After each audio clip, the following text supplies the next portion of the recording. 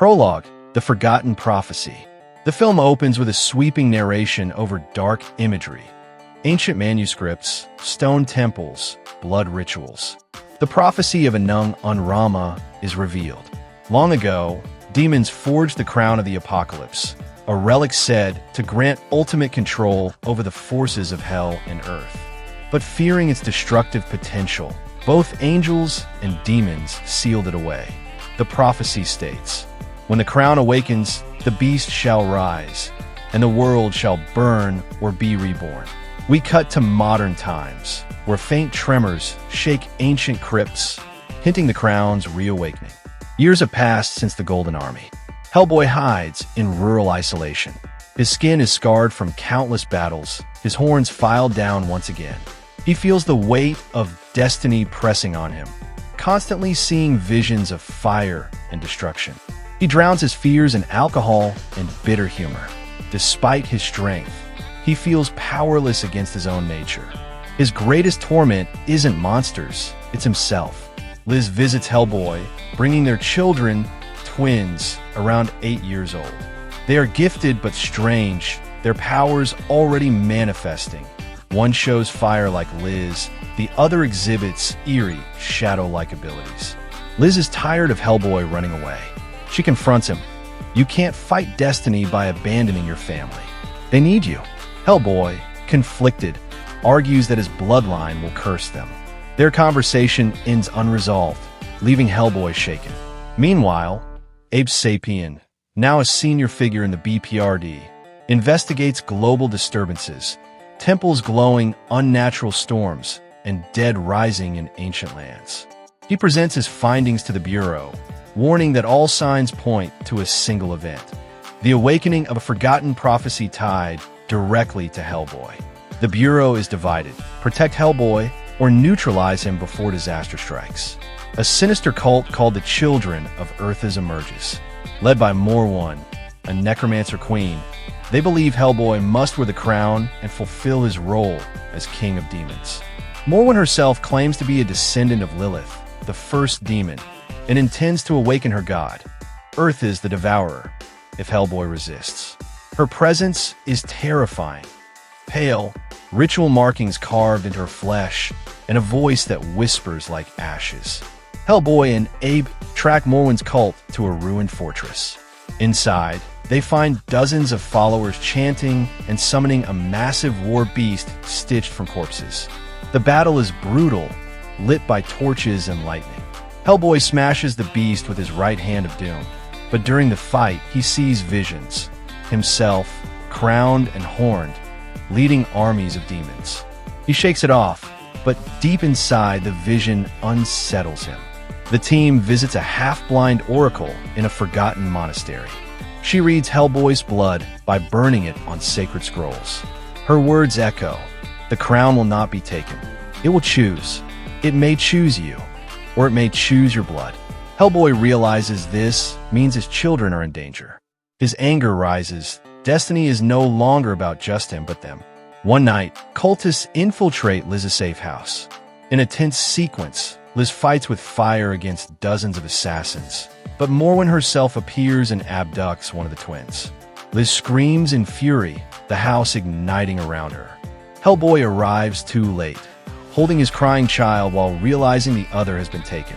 His rage boils over, his demonic side closer to the surface than ever before.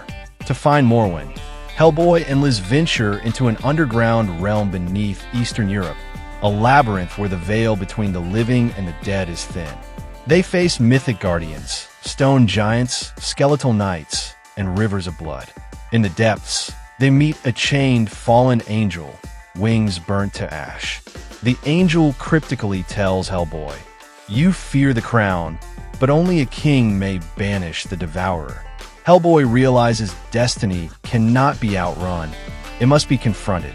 Hellboy and Liz rescue their child from Morwen's ritual chamber, barely escaping as cultists pursue them. However, Morwen steals a drop of Hellboy's blood during the fight, dripping it onto a massive stone sarcophagus. The blood glows like fire. Earthas stirs within his prison. The couple escapes with their child, but the horror of what's coming becomes undeniable. In a storm-soaked cathedral, the crown of the apocalypse appears in a burst of fire, hovering above the altar. It radiates ancient energy, whispering in tongues. Cultists kneel, chanting Hellboy's name, Anung Unrama. The crown pulses as if calling its master. Across the world, natural disasters intensify. Volcanoes erupt, skies darken. Drawn to the crown, Hellboy begins to feel its pull. In visions, he sees himself seated on a throne of obsidian, Liz at his side as a queen, his children worshipped as heirs of a new empire. His right hand of doom glows brighter than ever before. He grips his head, resisting the voices. Liz begs him, "You are not your destiny. You are more than this." But temptation gnaws at him. Abe Sapien finds Hellboy standing near the crown, almost entranced. In an emotional scene, Abe reminds Hellboy of all the people he's saved, the lives he's touched. "You're not just the son of a demon. You're my friend. You're a hero. Don't forget that." Hellboy breaks down, his humor gone. This conversation steadies him, though the crown still whispers. Morwen reveals her final trick.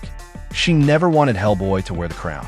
By using his blood, she awakens Earthas, an ancient god-beast larger than mountains, with burning eyes and wings of smoke. The crown was never about Hellboy's rule. It was the key to Earthas' rise. Now, even Hellboy's power may not be enough to stop it. Earthas rises from the earth, ripping through cities. Buildings crumble as his shadow stretches across continents. Tsunamis, quakes, and storms devastate humanity. The BPRD launches a desperate military campaign. Jets, tanks, missiles, but nothing even scratches the devourer. Humanity faces extinction. All hope turns to Hellboy. Hellboy realizes he must wield the crown.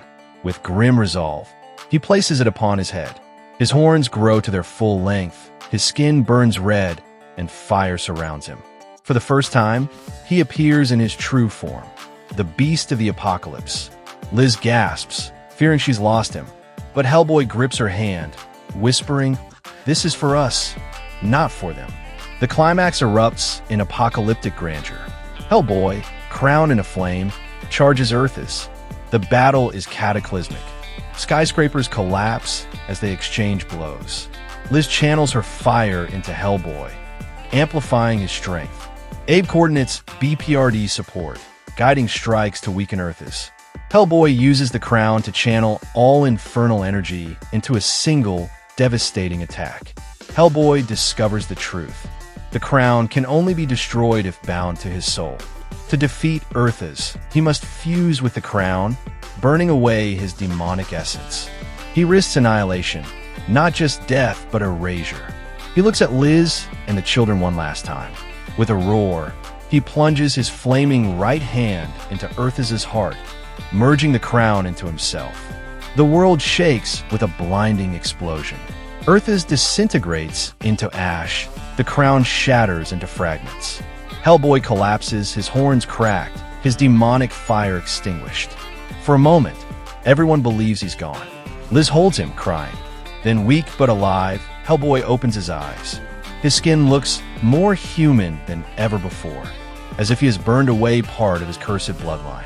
Months later, Hellboy lives quietly with Liz and their children. His horns remain broken, his fiery powers diminished, but he's at peace, finally embracing his role as husband and father. Humanity rebuilds. Yet in a shadowy cavern, cloaked figures collect shards of the broken crown, whispering, "The beast has chosen humanity." But the crown still remembers. The screen fades to black, teasing future conflict.